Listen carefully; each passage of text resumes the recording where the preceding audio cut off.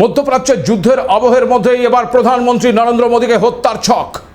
নেপথ্যে কি সত্যিই কোনো বিদেশি গোয়েন্দা সংস্থার হাত, নাকি বিচ্ছিন্ন কয়েকটি মামলাকে এক সুতোয় গাঁথার চেষ্টা? একদিকে দেরাদুনে সেনা এবং পুলিশ ঘাঁটির ছবি এবং প্রতিরক্ষা তথ্য পাকিস্তানে পাচারের অভিযোগে ধরা পড়েছে এক সন্দেহভাজন, যার সঙ্গে আবার পাক গুপ্তচর সংস্থা ISI এর যোগ পাওয়া যাচ্ছে। একই সময় পাঞ্জাবে নিষিদ্ধ সংগঠন বাব্বার খালসা ইন্টারন্যাশনালের একটি সন্ত্রাস মডিউল ধরা পড়েছে এবং 28 জন পলাতক অপরাধীর বিরুদ্ধে পুরস্কার ঘোষণা করেছে পাঞ্জাব সরকার। বিজয়ওয়াড়ায় অনলাইন র্যাডিকালাইজেশন চক্রে গ্রেপ্তার ভুবনেশ্বর পাকিস্তানের যোগ সন্দেহে আটক যুবক, মুম্বাইয়ে ভুয়ো পাসপোর্ট এবং হাওলা লিঙ্ক এবং দিল্লিতে একের পর এক গুপ্তচর বৃত্তি মামলায় 11 জনকে গ্রেপ্তার। সব মিলিয়ে কি এটা শুধুই আলাদা আলাদা অপরাধ, নাকি এর ভেতরে কাজ করছে কোনো বড় সড় নেটওয়ার্ক? এগুলো কি বিচ্ছিন্ন ঘটনা, নাকি একটাই বৃহত্তর নেটওয়ার্কের অংশ যা ভারতের অভ্যন্তরে নাশকতা চালানোর চেষ্টা করছে? দেশের বিভিন্ন প্রান্তে একসঙ্গে এতগুলো ঘটনা কি কাকতালীয়, নাকি সত্যি বিপদের ইঙ্গিত? পাক গুপ্তচর সংস্থার গ্রেনেড ভিত্তিক লো কস্ট হাই ইম্প্যাক্ট সন্ত্রাস কৌশল কি ভারতের জন্য নতুন চ্যালেঞ্জ? সোশ্যাল মিডিয়া, ভুয়ো পরিচয় আর অর্থের লোভ, এই 3 অস্ত্রেই কি ধীরে ধীরে ভেতর থেকে টার্গেট করা হচ্ছে দেশের নিরাপত্তা কাঠামোকে? আর সবচেয়ে বড় প্রশ্ন, এই ধারাবাহিক ঘটনাগুলো কি ভারতের নিরাপত্তার জন্য সত্যিই বড় অশনি সংকেত? নমস্কার, আপনারা দেখতে শুরু করেছেন এডিটরস ডায়েরি। আমি ভাস্কর দত্ত আরও একটি নতুন এপিসোডে আপনাদেরকে স্বাগত জানাই। একদিকে মধ্যপ্রাচ্যের যুদ্ধ আর অন্যদিকে বাংলার নির্বাচন। চারিদিকে কান পাতলেই এসব নিয়েই আলোচনা শুনতে পাওয়া যাচ্ছে। আর এসবের মাঝেই খুব সন্তর্পণে ভারতকে রক্তাক্ত করার ছক কষছে কেউ বা কারা। একই সঙ্গে যে সময় বাংলার নির্বাচনী প্রচারে ব্যস্ত প্রধানমন্ত্রী নরেন্দ্র মোদী, ঠিক সেই সময় বিহারে গ্রেপ্তার প্রধানমন্ত্রী নরেন্দ্র মোদীকে খুনের হুমকির অভিযোগে। ইতিমধ্যেই এই অভিযোগে বিহারের বক্সার জেলায় পুলিশ আমান কুমার তিওয়ারি সহ 3 জনকে গ্রেপ্তার করেছে। পুলিশের অভিযোগ, অভিযুক্তরা প্রধানমন্ত্রীর কার্যালয় থেকে গোপনীয় তথ্য জোগাড়ের চেষ্টা করছিল এবং বিদেশি গোয়েন্দা সংস্থাগুলোর সঙ্গে রীতিমতো যোগাযোগ রাখছিল। তদন্তে উঠে এসেছে এই যুবক আমান বক্সার থেকেই প্রধানমন্ত্রীর নিরাপত্তা নিয়ে এক মার্কিন গোয়েন্দা সংস্থার সঙ্গে ডিল করার চেষ্টা করেছিল। এমনকি প্রধানমন্ত্রীকে হত্যার জন্য তারা আবার সময়সীমাও নির্ধারণ করেছিল। জানা যাচ্ছে প্রধানমন্ত্রীর ওপর হামলা চালানোর জন্য 22 দিন সময় চাওয়া হয়েছিল, যার কারণে ধৃত আমান কুমার মার্কিন সেন্ট্রাল ইন্টেলিজেন্স এজেন্সিকে একটি বার্তা পাঠিয়ে বিপুল পরিমাণ অর্থ চেয়েছিল বলেই জানতে পেরেছে তদন্তকারীরা। তদন্তে আরও উঠে এসেছে এই আমান আমেরিকার গোয়েন্দা সংস্থা CIA এর ওয়েবসাইটে একটি মেসেজ পাঠিয়েছিল। সেখানে তার দাবি ছিল মোটা অঙ্কের অর্থের বিনিময়ে সে ভারতের প্রধানমন্ত্রীর নিরাপত্তা বলয় ভেঙে তাকে বিপদে ফেলতে বা এলিমিনেট করতে সাহায্য করতে পারে, যে কারণে অভিযুক্তরা প্রধানমন্ত্রীর কার্যালয় থেকে গোপনীয় তথ্য জোগাড়ের চেষ্টা করছিল এবং বিদেশি গোয়েন্দা সংস্থাগুলোর সঙ্গেও রীতিমতো যোগাযোগ রাখছিল। তবে পুরো বিষয়টি সাইবার পুলিশের নজরে পড়ায় পর্দা ফাঁস হয়ে যায়। তবে এই আমান দীর্ঘদিন ধরেই একাধিক সাইবার অপরাধের সঙ্গে যুক্ত ছিল বলেই মনে করছে পুলিশ।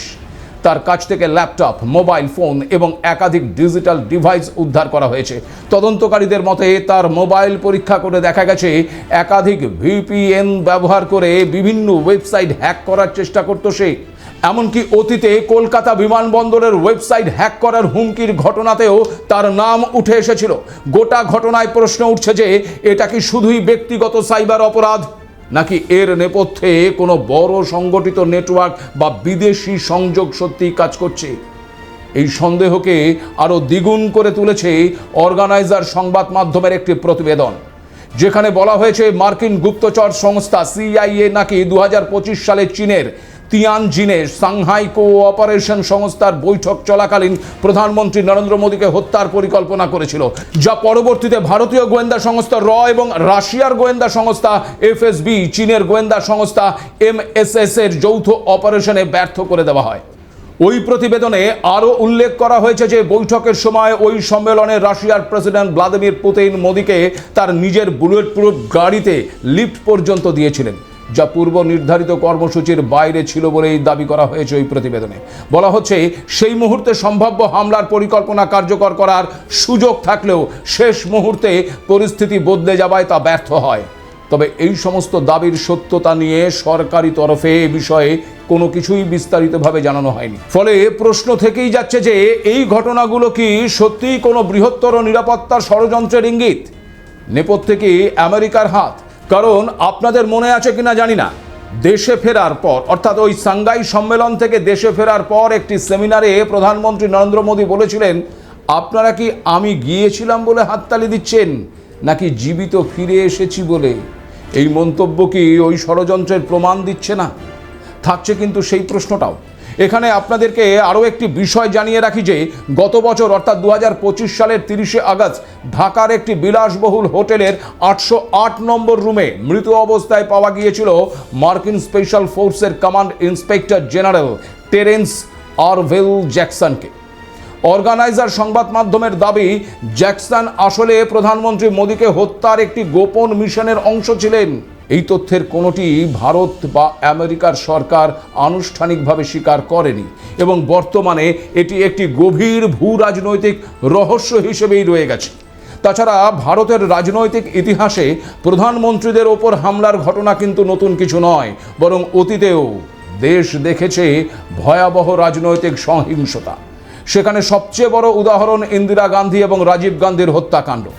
এই প্রেক্ষাপটে মোদীকে লক্ষ্য করে হত্যার ছক সংক্রান্ত দাবি সামনে আসায় জনমনে প্রশ্নে আরও জোরালো হচ্ছে যে ভারতের শীর্ষ নেতৃত্ব কি আবারও একই ধরনের ঝুঁকির মুখে পড়ছে, নাকি ডিজিটাল যুগের তথ্যভিত্তিক তদন্ত এবং নিরাপত্তা ব্যবস্থা আগেভাগেই এসব হুমকি প্রতিহত করতে সক্ষম হচ্ছে। এই সব প্রশ্নের উত্তর কিন্তু এখনও তদন্তাধীন, কিন্তু পরিস্থিতি যে অত্যন্ত সংবেদনশীল তা নিয়ে কোনো সন্দেহ নেই। গোটা পরিস্থিতির ওপর কড়া নজর রাখছে নিরাপত্তা সংস্থাগুলো। এগুলো কি কাকতালীয় ঘটনা, নাকি সত্যি ভেতরে ভেতরে সক্রিয় কোনো বড় নেটওয়ার্ক কাজ করছে?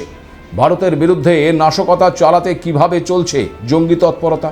পাক গুপ্তচর সংস্থার মগজ ধোলাইয়ে কিভাবে নিজের দেশকে রক্তাক্ত করতে উঠে পড়ে লেগেছে তরুণ প্রজন্মের একাংশ? গোটা দেশ জুড়ে যেভাবে লাগাতার জঙ্গি কার্যকলাপ এবং একাধিক মডিউলের পর্দা ফাঁস হয়েছে, তাতে ভারতের আকাশে বিপদের কালো মেঘ কিন্তু দেখা দিচ্ছে। তাহলে কি শীঘ্রই কোনো বড় বিপদের পূর্বাভাস? দেশ জুড়ে একের পর এক জঙ্গি সন্দেহ, গুপ্তচর বৃত্তি, সাইবার অপরাধ এবং অর্থ পাচার, সব মিলিয়ে দেশ জুড়ে এখন এক জটিল এবং বহুমাত্রিক চিত্র। বিহার থেকে দিল্লি, পাঞ্জাব থেকে বিজয়ওয়াড়া, ভুবনেশ্বর থেকে মুম্বাই, একাধিক রাজ্যে পৃথক পৃথক অভিযানে জঙ্গিবাদের পর্দাফাঁস।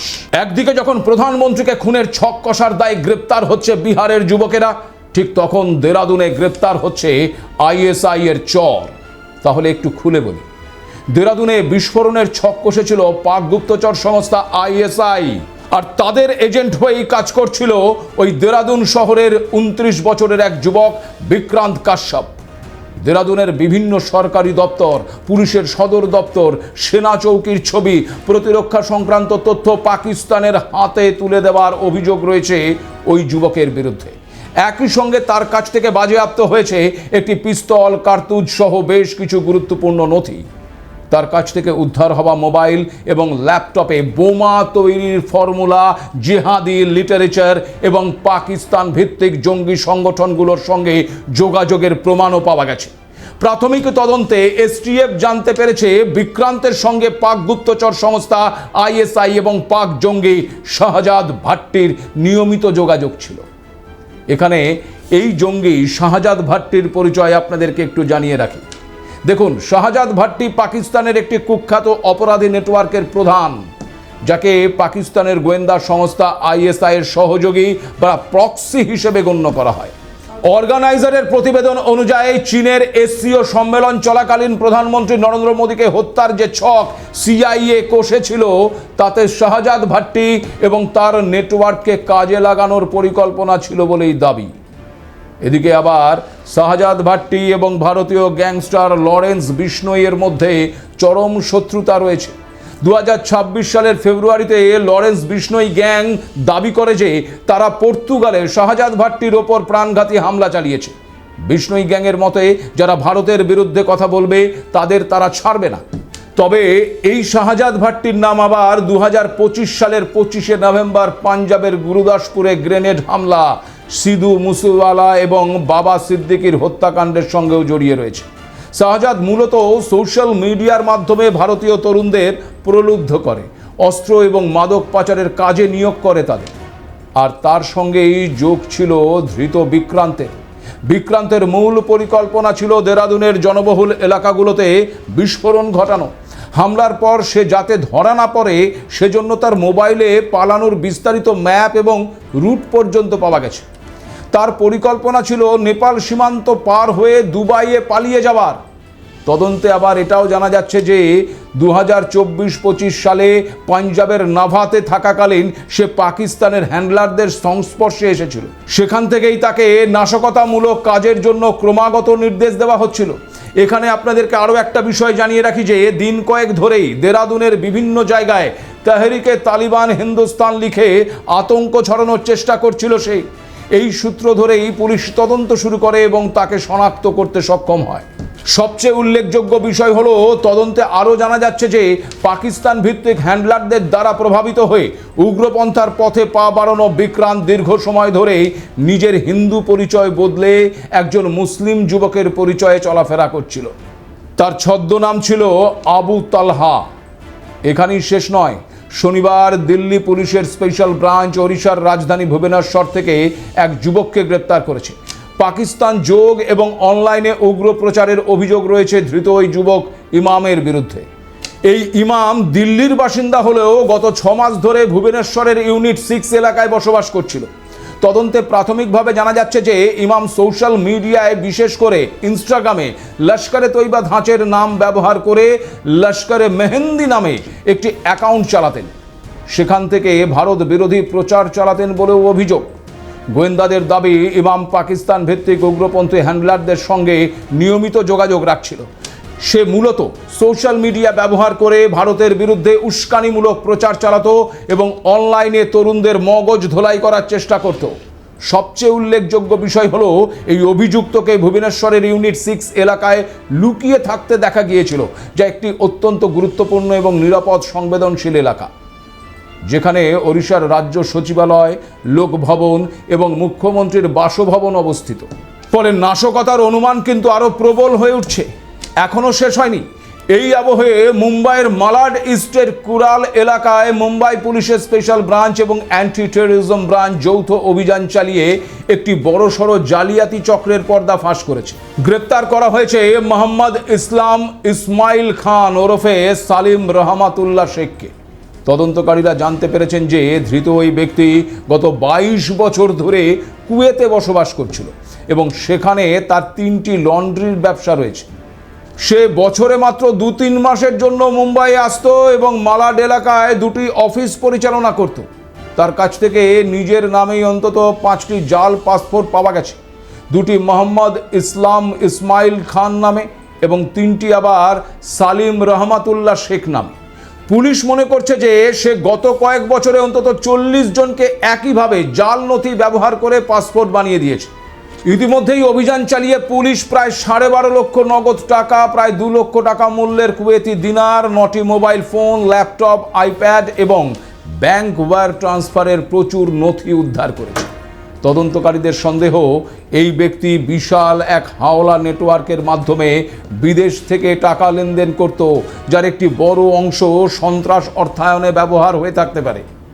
অন্যদিকে আবার বিজয়ওয়াড়ায় এক আন্তঃরাজ্য সন্ত্রাস মডিউল নিয়ে পুলিশের তদন্তে উঠে এসেছে 38 বছর বয়সী সিঙ্গল মাদার সাইয়েদা বেগমের নাম, যিনি আগে গৃহ পরিচারিকার কাজ করতেন। তার ইনস্টাগ্রাম ফলোয়ারের সংখ্যা জানেন কত?